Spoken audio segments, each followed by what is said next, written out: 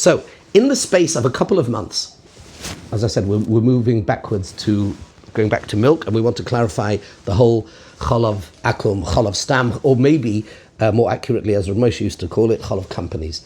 That whole sugya. In the space of 3 months, Rav Moshe Feinstein, Zecher Tzadik Livracha, wrote 3 shuvas, and effectively changed the landscape in terms of Chalav Stam and Chalav Akum, whether or not you personally follow it. But the reality is he absolutely revolutionized the approach, and we're going to study this. But in order to do this, we need to know there's lots that we could learn as the preface to it. I've chosen 2. The Pri Chadash we learnt already, remember? And we're going to see references to it in the Chasam Sofer, which we're going to start with today. What's the Pri Chadash? We did the Pri Chadash a while ago, not in that, before that even. The Pri Chadash, Amsterdam, we spoke about it in the Minhag in Amsterdam, and essentially I'm oversimplifying because there's lots of bits to it, the Radvaz and the Shari Dura and the Issa V'het, and there's various bits to it, but the basic idea was that when there isn't Dover Tomei Be'edroi or Be'ir, or there is no financial incentive to mix Dover Tomei in, then there is no Gzeira. That was the basic stance of the Pri Chadash. In other words, everybody agrees, despite the fact that there is some argument in the Rishonim as to the basic reason for the Gzeira of Chalav Stam, of Chalav Sheyis Chalvoi Akum Ve'ein Yisrael Roi Ehu, to use the Lashon HaMishnah, but the consensus amongst the Rishonim, and indeed in the Shulchan Aruch, is that the reason for the Gzeira is because of a chashash of being ma'arev chalav of Dover Tomei. The chashash is iruv of milk of a camel, of a horse, of something else. Fine, that was the chashash. So, where does that leave us today in terms of that chashash? Yes. That brings to mind, when I was in America, I bought a book in YU. I bought 2 books anyway. One is on Kashrus. Kashrus on Revealed, I forgot. Rabbi, I forgot the name. I'd like to see it. Be very interested to see it. Anyway. Yes, please. So I read here and there, and then he said something very interesting, is that apparently the reason why the Rabbanut in Israel is not giving in their baseline the most lowest, or make it Kashrut certificate that there is, why don't they follow the Shita? Why wouldn't they also allow Chalav companies? Yes. Everything, even according to Rabbanut, has to be Chalav Israel. He said because there are parts of Israel where you could buy Chalav from definitely camel milk or something like yes. that. Yes. Mashenke, what we don't have here, for example. Yeah. I didn't know that. Yes. You knew that? Probably. I did know that, and I'm going to introduce you. You can buy camel milk. Yeah, like absolutely. Absolutely, in the south. There is a Kashrus, which I'll show you. Tenuva have their own Rabbonim, most famously probably Rav Wittman. I hope I'm pronouncing his name right. And they produce more than 1 volume on Chalav, which you can see in Tzarach Chochmah, and I printed out a Kashrus, which I'll show you. It's in my office. Kashrus HaChalav, and there you'll get all the up to date, and including that. Yeah, absolutely. What was the other book you bought? The other one is called Mikor HaBracha by Rav Sobolewski. Nice. I'd like to see that as well. It's short. What's it on? One is on Sveikis, one is on. Nice. One Okay. Lovely. Okay, I'd like to see that. Okay, gentlemen. So we had the Pri Chadash. Then we're going to go to the Chasam Sofer. Okay, and this is the first thing you have in your bundle here, and this is the tshuva. I get told off each time I use the word famous. I must not use the word famous. It is a, I've unearthed this unbelievable gem that nobody's ever heard of. It's called the Chasam Sofer, and it's called, I'm just being ironic. Yeridei Simon Kub Zayin. What? It's an important Chasam Sofer. That I can't say. I think hopefully I won't be slated for that. It is important. We're not going to go through every line of it, but we are going to go through some bits. Let's read the first paragraph because it's actually quite interesting to see the context. So he writes to. Now I don't know if we have the year that it was written. It's not in the front. Is it at the? Do we know? Is it at the end? Yes. Poi Yergen Samach Yem Dalad Tesvav Menachem Kuf Tzadik Lamed Kuf Tzadik Dalad Lamed. I'm not sure what he means by that. Okay.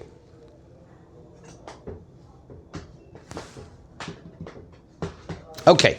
Anyway, so he writes to his Talmud as follows: Ne'imoy simincha higiani vehin ani shezochi salavoi lebeis yirei Hashem mei merabim yehei makircha baruch va'atoch tatzliach v'taskel b'melachtecha. Hello, are you with us? I tried. It's just the second line on the very beginning. Chasam Sofer Shuvas Simin Kuf Zayin. I can't see what you've got there. What's the problem? Yeah, there. I said Shuvas Simin Kuf Zayin. Sorry, I thought maybe I wasn't clear. Right. So this is so he's talking to his Talmud and he says he's really happy that he's doing well spiritually. Taskel b'mlachtecha melech hashamayim talmidcha yirviun mideshen beisecha v'nachal adonecha tashkem amei. Right. Nidon. Ma shenoyagim shama. I don't know where Shama is, but wherever his Talmud is, and presumably he was the Rav there or the Rosh Shiva, the minhag there is as follows: Shemash afilu haksherim b'Yisrael shenizharim michalav shechol v'inachri ve'in Yisrael re'eu. He's living in a place where the ksherim, the gute Yidden, the elecha frume Yidden, chasve cholent, there's no way they would have milk that a chalav stam, but Mikol Makim Poshut Lohem Veheter Gomor Lechel Pas Shenilosh Im Chalav Anal. But for some reason, the minhag in that place, the same people that don't chas v'shalom, they wouldn't have chalav stam, but they go to the bakery and they buy bread from the goy, paspalta presumably, whatever. But it's milky and it's the dough is kneaded with the very same milk. They would never dream of. They wouldn't drink it, but they quite happily buy this bread. And he's writing to his Rebbe and he's saying, what's going on? Right? And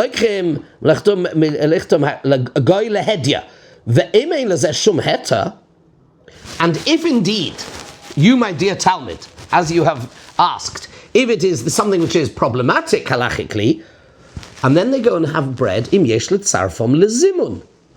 So then, can we go and be mitzaref these people or use this bread for a zimun? So, if it's also this bread, then how can we make zimun on it? Shuv danta al ikka hadini cholav nesra b'minyan afilu b'mokum uzman she'ein behemot tmeya ru'uyo lachloiv motzui beineyam. You then, the Chasam Sofer says to his Talmud, you then engaged in a discussion with on the topic of what would be at a time and a place where Chalav Tomei is not, nobody milks it isn't around. Does the Gzeira still remain? In other words, was it a Gzeira and Dova Nesa B'minyan, right? About which we would say, even though bottle had ta'am, not bottle had Gzeira, right? So it does Chalav Stam, the Isser of Chalav Akum, Chalav Stam, fall into this category.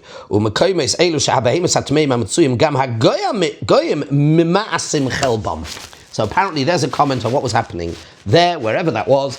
There was in other words, there's no real practical chashash at that moment in history, in that place, that there was really Dovar Tomei. And therefore he was suggesting maybe this is perhaps a way out, because yes, the problem is only if you're worried of Iruf Chalav Tomei. If it's not a Gzeira, which is B'minyan, then when logic dictates that the Chashash doesn't apply, then it's Mutter. Which is, where have we heard that before? The Bri Chodesh. That's the Bri Chodesh. Right?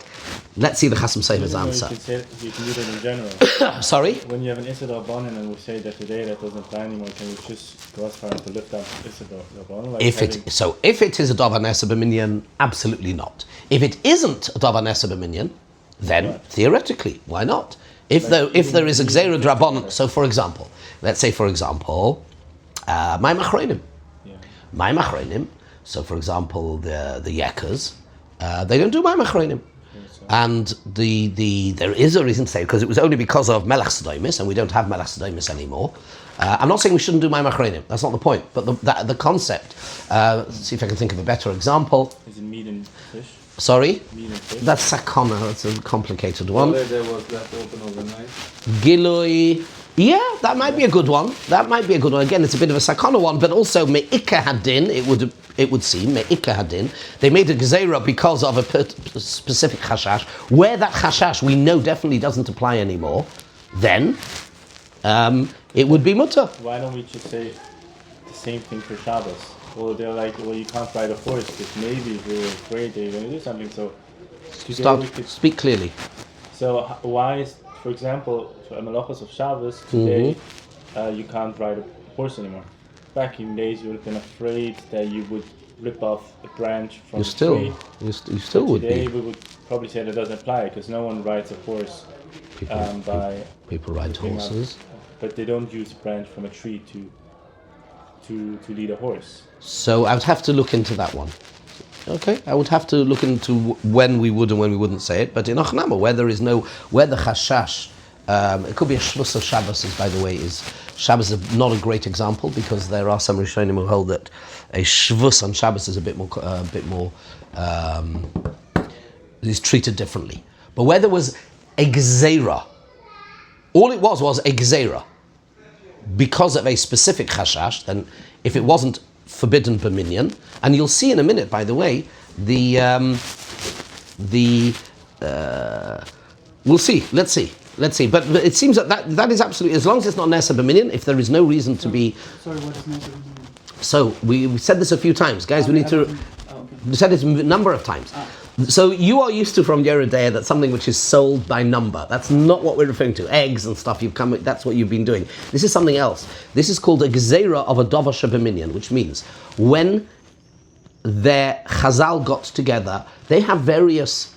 Really ought to at some point in your life learn the Hakdama of the Rambam to Pirush HaMishnayos, which is an incredible Hakdama at many different levels. And one of the things he does there is he enumerates the different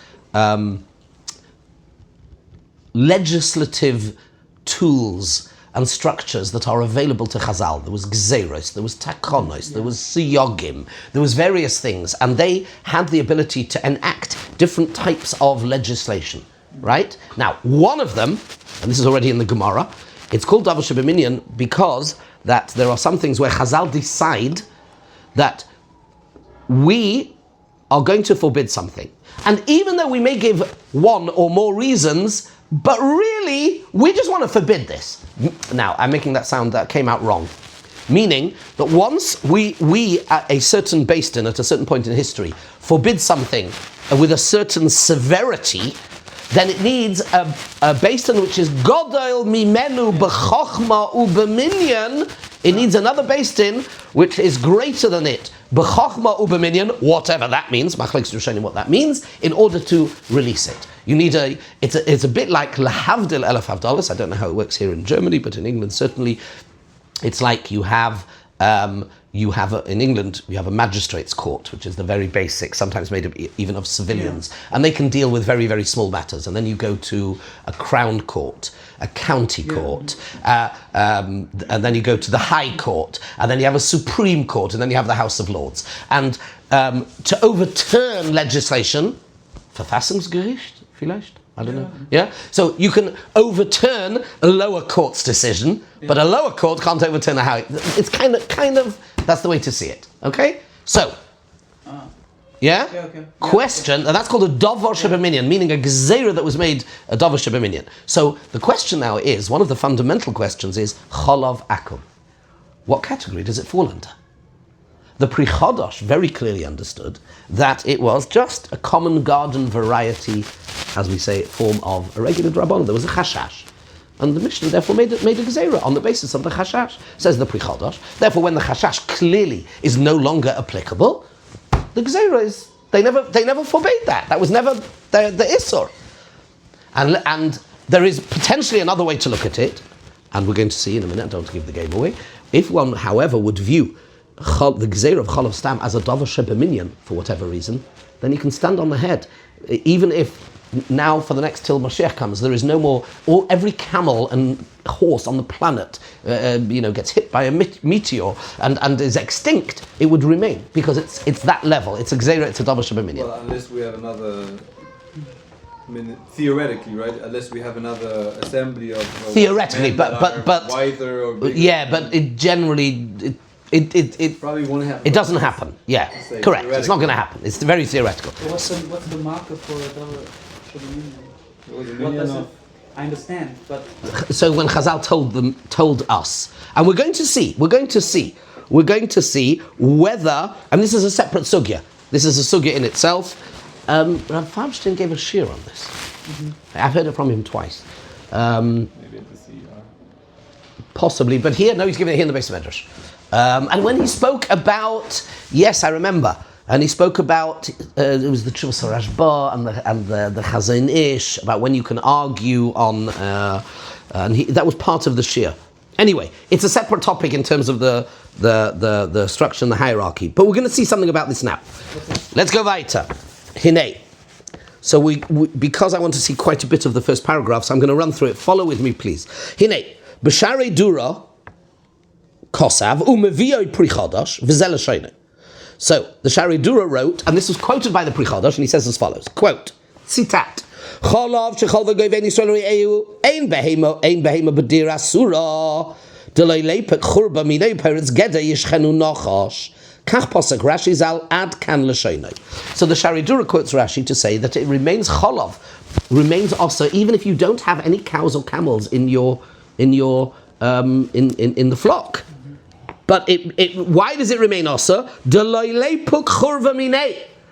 that we don't end up with a problem. In other words, I would put it in different words. I would call it a kind of loy plug. A kind of loy plug. And then he adds, in other words, don't go around breaching this gezerah of Chazal just on a technicality because I don't have any camels or horses here. However, says the Chasam Sofer, so he quotes Rashi as saying this, but he doesn't say where is this Rashi. Ulai b'tshuva. Maybe it's a Rashi in a tshuva. Says the Chasam Sofer, and this is really one of his one of the main planks in the Chasam Sofer's not so famous argument in Chalav Stam. And I've learnt this sugya with you, and we've learnt this Rashi together. Test your memory. Okay? The Batam is a Gavina. When the Gemara is discussing why cheese is osur, Amar Reb Chanina says Reb Chanina mishum de'efsha b'lo tzictzuchei chalav. Because even when you turn it into cheese, but there will always be a little bit of uncoagulated milk that will remain. Bits of chalav, right? Ein Pirush Rashi. Masha hikshu Tosfos. Tosfos asks. He says, but hold on a second, says Tosfos. Ha-hagoy lo yeshoita la'arev cholav tomei she'ena oimed kisharetz l'gabe. This Gentile wants to make cheese. Why would you be worried that he's going to put a bit of camel milk in? It doesn't serve his purpose. Yeah. So why? So what? There's sichzuchei cholav.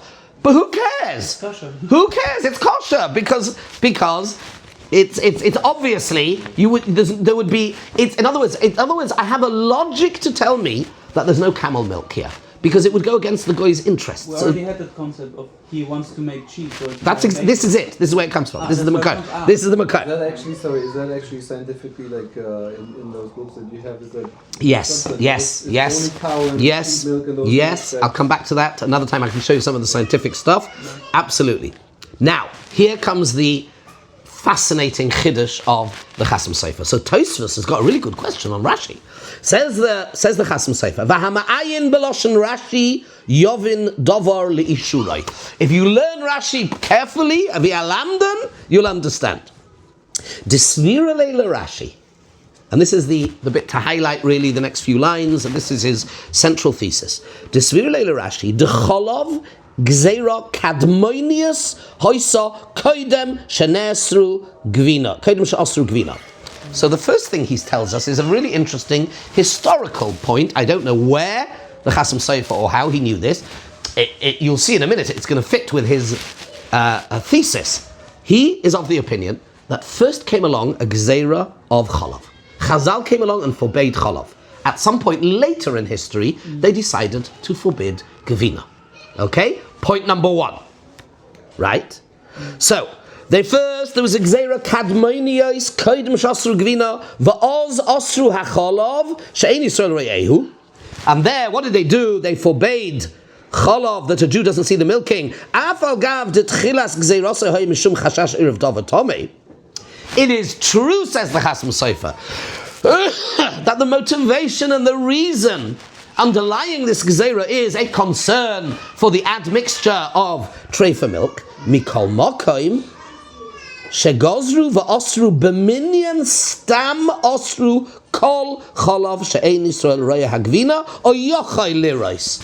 Says the Chasam Sofer, however, he does not adduce any proof, but he asserts that it's a dover shebeminyan. Chalav stam, says the Chasam Sofer, is a dover shebeminyan. Admittedly, its genesis, its motivation, it started off as a concern for the admixture of treifa milk, but once they forbade it, it now becomes also full stop, even if afilu leke chashash dover tomei, even if there is no chashash for camel milk, or kagain ha'chaylev legabein. So even if you're milking for cheese, it doesn't matter. Chalav is chalav, it's asur. The fact that you're not going to mix it in, too late. Once it's a davar shebeminyan, it remains asur. Mikol mokim ha'chalav asura. The milk remains asur. Omnam. Now here he comes and says a chiddush. But that is only milk. This gzeira of davar shebeminyan thing, which, let us call it somewhat illogical. I'll explain what I mean. I'm not trying to be chutzpahdik, chas v'shalom. In other words, it starts off totally logically. There was a very real concern at the time of Chazal that you would mix in davar tomei. They therefore made the gzeira. That's why they made the gzeira. Once they made the gzeira, and they decided, Chasam Sofer doesn't bring a proof to this, but he asserts that the way they structured this issa was a davar shebeminyan. It now becomes asur and rather remains asur, even when the original reason no longer applies. And that we find in the Gemara. Botel hatam, loy botla hagzeira. If it's a davar shebeminyan, he's right. Which means, therefore, even if there's no camels or milk, no camels or horses around, or even if this guy is making the cheese, he's making the milk in order to cheese, so there's no logic saying it doesn't matter, it remains also. But there's an upside. What's the upside? This, call it the illogical aspect of it. So now, let's look at milk now. There's two types of milk. They are both equally also. One is a milk where potentially there is a concern based on the reality of the place. He may have put some camel milk in it, maybe. And there's another milk where there's no worry whatsoever. They both, at this stage of the game, they're both also. But here's where you're going to find the difference. What happens if I take these milks and I turn them into cheese, or I turn them into butter? He says there was a limitation. The davar shebeminyan aspect of the gzeira was only said on milk. When it's in the form of milk, that was the gzeira. Milk. There's no longer milk. This is cheese. Was never included in the gzeira of Chalav Akum. It was milk. Only we forbade milk. What are you going to tell me? You're worried now that this cheese might contain within it some davar tomei. Now we can go back and start using logic. Now the logic tells me there's no way he'd put Chalav tomei in it because it wouldn't make sense for him. So if it's in the milk form, I don't care because the davar shebeminyan remains asur. But now that I'm faced with cheese, so he does something which is almost the opposite of what we've said until now. If you remember, we had a Ramon, we were worried about that if milk is asur, how does it become mutter when you make it turn it into cheese? It was already asur. Chasam Sofer is saying the exact opposite. Yeah, absolutely. It was asur because it was milk. Not because I really now have a chashash of davar tomei. It's a davar shebeminyan. Milk is asur, full stop. Milk is asur. But now that you turned it into cheese, Chazal didn't asur cheese. Yet. That's why it was important for him to say it was a two-stage gzeira. You with me?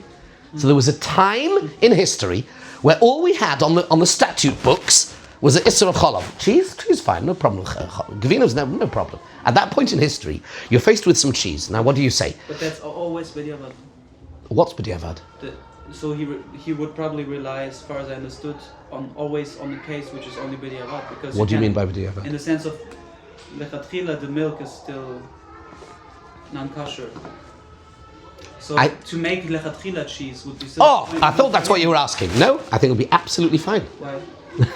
I think, Gabi, thank you. I think you've absolutely highlighted the chiddush according to the Chasam Sofer. I would see no reason at that point in history, remember, there's no Isser of Gvinas Akum on the books at the moment. He's saying that if you want to make cheese, it lechatchila. falls away automatically.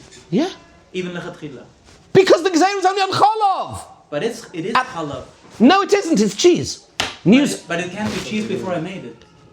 Of course. It's milk before I made it to cheese. Okay. Milk is also. We don't forbid cheese. We forbid milk. Yeah, okay, so I take the Isur and make cheese out of it. Yeah. Very Lechatchila, good. it's okay. Yeah. You're not. Yes. That's exactly what he's saying. You're not Mavatil Isur. You're not Mavatil the Isur. What are you doing? You are changing the Isur into a form which is not Asur. Okay. Salting. Let's see. You know what? I'm running. Let's look inside. You tell me. You got the Chasam Sofer here like I have it. You tell me.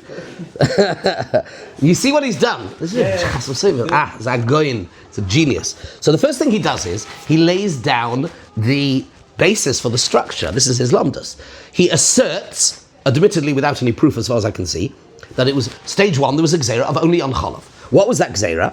That gzeira originally was out of a concern. Dava Chala, Dava Tomei, you'd be ma'ariv a Dava Tomei. But once they forbade it, it became a Dava Shebiminian, which means all milk is, which a Jew didn't see, all milk is also, equally also. Now Right? It's like more on milk than on cheese. That's something Absolutely. we never... Absolutely. That's because you've never thought of a stage in history when there was only one Issa. Remember, at that point in time, you get on your time machine and go backwards. To that point in time, there is no Issa as Gvinas Akum. Gvinas Akum is totally mutter at that point in history. And then we need to ask ourselves also, so why did they institute stage 2 Issa? We're coming to that. One minute. One minute. His proof is from Rashi, right? I didn't, Well, we're not there yet. I learned this Rashi, but... We did. Maybe you weren't here then. Maybe I think you might have been away. I did the Rashi with you guys. But okay, let's do it. Let's see. Let's do this again. Hama'ayin beloshen Rashi yavin davili shura desvile Rashi. The Chalav gzeira kadmonius hoisa. Chalav was the first stage of the Issa koidem shastru gvinas. Va'oz asra Chalav sheni tzolreyehu afal gav, even though the tchilas gzeira also mishumir of davatame. True.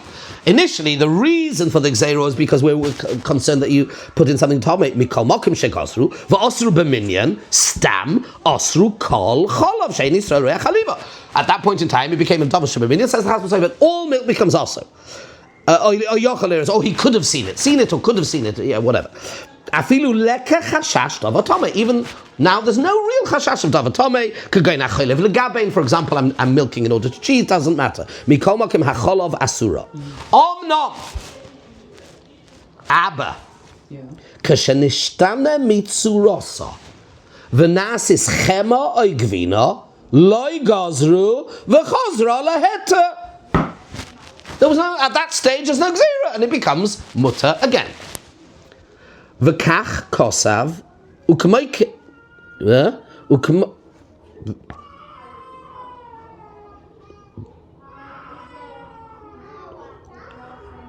I think what he's saying is that it's bad. Ukmoikein sofik zu kol mokim nimtza ba'oisa hadoir haya hacholav osa.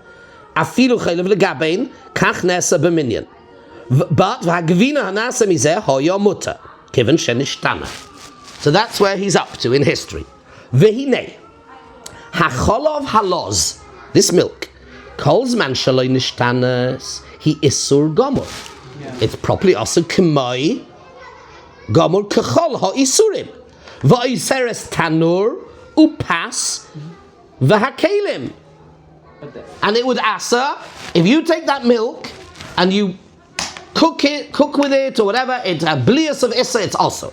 Now, next stage. Shuv b'doir acher. Later on, in a later generation, nimnu le'esair hagvina hanasis mimena. Chazal then came along at a generation later and introduced a new gezerah. That any milk, any cheese that is made from this milk is going to be also mishum. Nehi da'oisei cholav sheyikbe v'nishtanis hutra. Do you know why? Listen to this. Because although it is true, it has changed Mikol mokom oiset zichzuchim shenishru beinei atva loy nishtanu. Because every cheese has a little bit of milk floating around in it which hasn't coagulated. So you've also got a bit of Issur there. It's because of Chalav. Well, and the previous generations, they didn't know that? They weren't choshesh for it for some reason. It's a good question. That's a good fraga. You don't say that the previous Chachamim didn't know about something like that has to say. No, they didn't know. They weren't worried about it for some reason. Maybe often you run it off, or now they decided they wanted to be geyser. But here, do you see what he's done? He's turned the whole thing on its head. The main item on the menu, Rabbi Yisai, the star of the show, if you like, is milk. The star of the show is milk. Milk is Dovish B'minyan.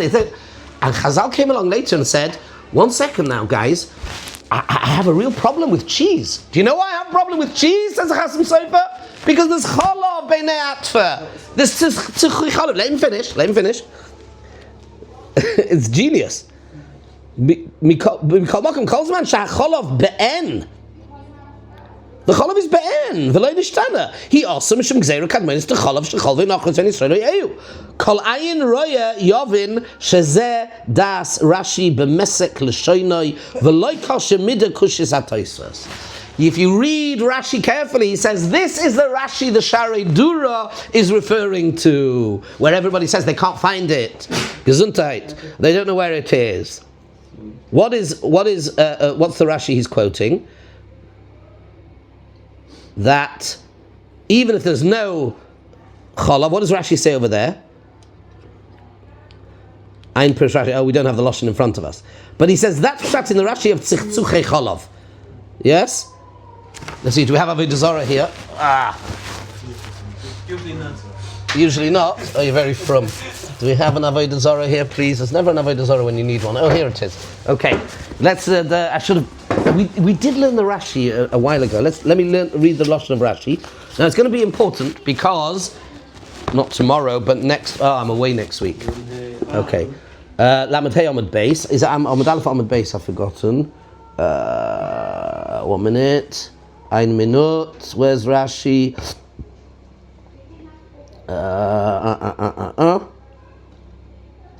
Lamed Hey Amud Aleph. Zogt Rashi. Tzichzuchei Chalav. No, it's a mistake. It's not Lamed Hey Amud Aleph. Oh, sorry. Here.